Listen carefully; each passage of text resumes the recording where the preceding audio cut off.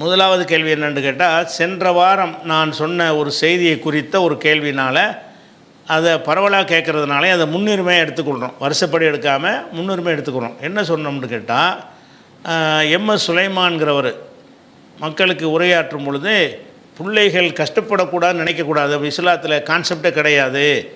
பிள்ளைகள் கஷ்டப்படணும், கஷ்டப்பட வைக்கணும், கஷ்டப்படுவதை சகித்து கொள்ளணும், அப்படி தான் இஸ்லாம் சொல்லுது என்று இஸ்லாத்தின் பேரில் ஒரு பழியை போட்டு ஒரு செய்தியை சொல்லியிருந்தார்.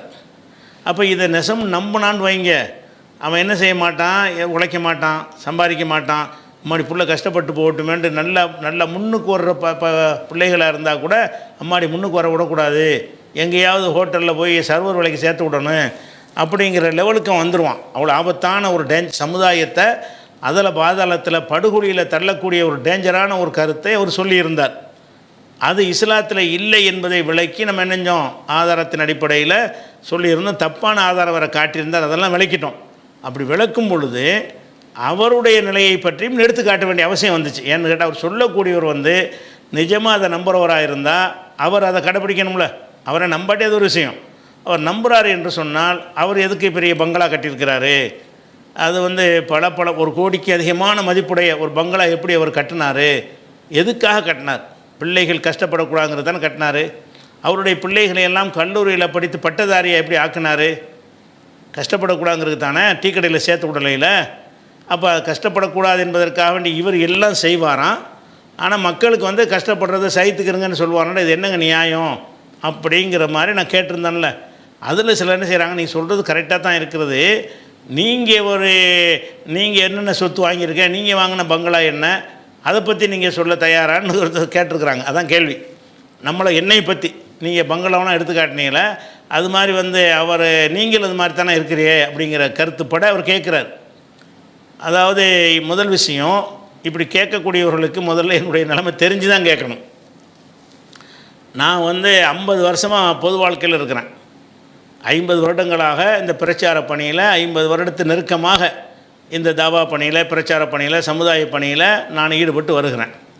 இந்த 50 ஆண்டுகளில் என்னோடு பயணித்த பலரும், என்னோடு சொல்வதை விட எனக்கு கீழே பயணித்த பலரும் நினைஞ்சிட்டாங்க, பொருளாதார அளவில் பெரிய அளவில் வீடு வாசல் பங்களா சொத்து சுகம் என்று வாங்கி கொண்டு விட்டார்கள்.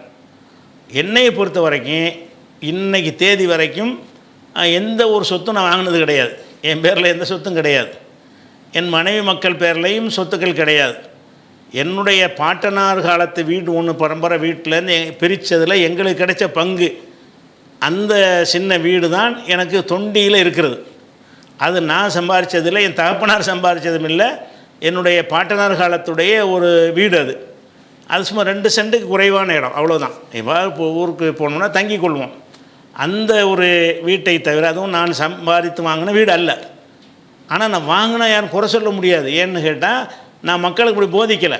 நான் 50 கோடிக்கு ஒரு சொத்தை நான் வாங்கினாலும் அதை நீங்கள் யாரும் கேள்வி கேட்க முடியாது. ஏன்னு கேட்டால், நான் ஜமாத்தை பயன்படுத்தி நான் வாங்கலை, நான் காசு பணத்தை நான் தொடவே மாட்டேன், நான் வாங்கியிருந்தேன்னா என்னுடைய உழைப்பில் தான் வாங்கியிருப்பேன். அதனால் அதை யாருக்கும் நான் சொல்ல தேவையில்லை.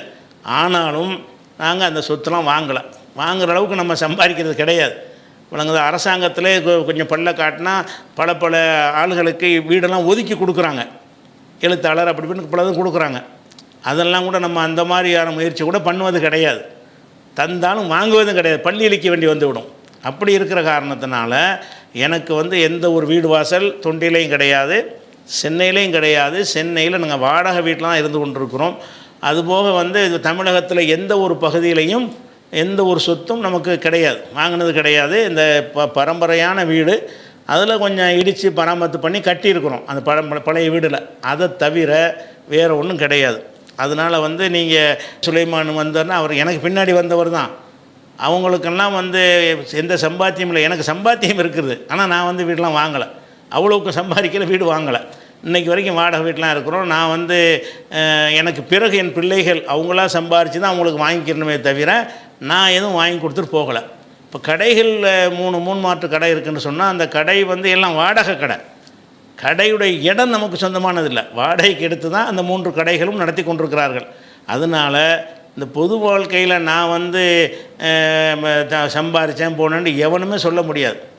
எவனும் என்ன செய்ய முடியாது, முன்னாடி வந்து சொல்லுங்கள் பார்ப்போம். எவனாலையும் சொல்ல முடியாது. நான் வந்து காசு பணத்தில் நெருப்பாகத்தான் இருப்பேன், இன்றைக்கி வரைக்கும் இருக்கிறேன். நினச்சி இருந்தால் கொஞ்சம் அரசியல்வாதிகள்கிட்ட கொஞ்சம் பல்ல காட்டி இருந்தோம்னு சொன்னால் பலவிதமாக சொத்துக்களை வாங்கியிருக்க முடியும். அப்படி நம்ம வாங்கலை. அரசிடமிருந்து எந்த ஒரு பதவியோ வாரியமோ அல்லது வேறு உதவித்தொகைகளோ எந்த ஒரு விஷயத்தையும் நம்ம பெறுவதே கிடையாது.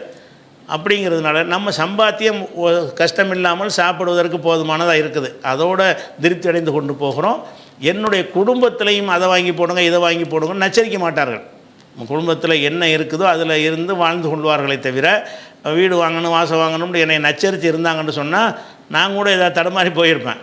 ஆனால் அப்படி குடும்பத்தில் எந்த விதமான நெருக்கடியும் கிடையாது. எப்படி அல்லாஹ் நமக்கு தந்திருக்கிறானோ அதில் வாழ்வதற்கு பயிற்சி பெற்றவர்களாகத்தான் இருக்கிற காரணத்தினால இது என்னை பற்றி நீங்கள் கேட்க இயலாது. அவனுங்கதா இன்னைக்கு வரைக்கும் அவனை இந்த டிஎன்டிஏக்காரன் கூட அதுக்கு என்ன சொல்ல முடியாது.